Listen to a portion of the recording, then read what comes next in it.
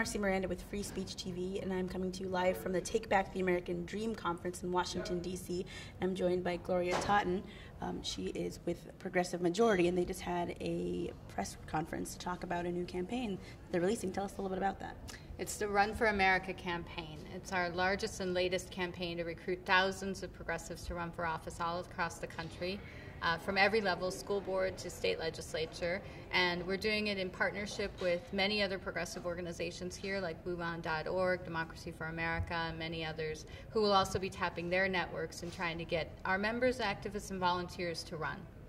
And a lot of the campaign focuses on local elections, the importance there. Talk a little bit about why Progressive Majority wants to put the emphasis on local elections, whether it be school boards, state senate, that kind of thing, instead of the national elections. Well, I think right now you see, more than ever, the importance of state legislatures, the rollback on workers' rights, on unions, what they've already done to trial lawyers, and those things, immigrant rights and civil rights.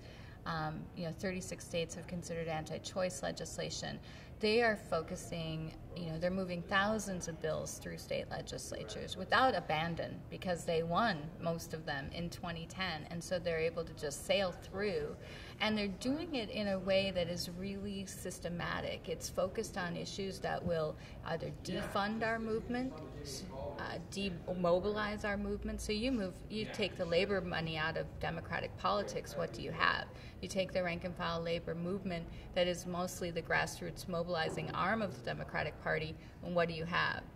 And then you split the social progressives by introducing anti-GLBT, anti-immigration, anti-choice legislation. And next thing you know, we have a weakened movement going into 2012 and beyond. And that's really their goal. So it's lots of bad legislation being put into policy, but also being done in a way that is going to systematically break our movement and our ability to organize ourselves electorally. And in the press conference, you were also talking about how the right has really built up to this over 30 years, how they've trained people that they want to be, they've conditioned, is what you said, a certain way. Is this a catch-up game at this point then for progressives? Oh, absolutely. I think, we've had some real successes we were very successful in 2004 at the state legislative level, and then in Congress in 2006 and 2008, obviously. We won back the Congress, we won the White House. But I think if anybody mistook that for a strong infrastructure or, our job is done, 2010 was a real slap in the face, right? It really showed us that, we're not just powerful if we win when things are good, that's not the sign of power. Winning when things are bad is the sign of power. And so, and that takes years of work. And as I mentioned, the other side has been doing this. They started in the 1970s. They built outside of the political party.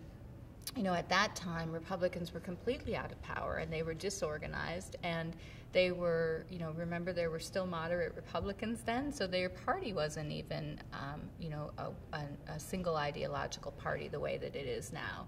And so the conservatives moved outside of the party and set up their own institutions, think tanks, media centers, training institutes, candidate recruitment programs, and really built those things over time to build movement conservatives into positions. And they were so good at it that eventually they were the Republican Party. But they started on the outside, went in, took it over, and now we see what we have today. And unfortunately, probably the scariest thing is that now the Republican Party has become so conservative that now that there's a Tea Party movement emerging outside of the Republican Party trying to push it even further.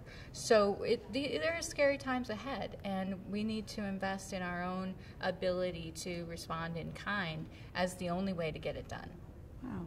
So thank you, Gloria, for being with us, her campaign Run for America. I'm Marcy Miranda with Free Speech TV.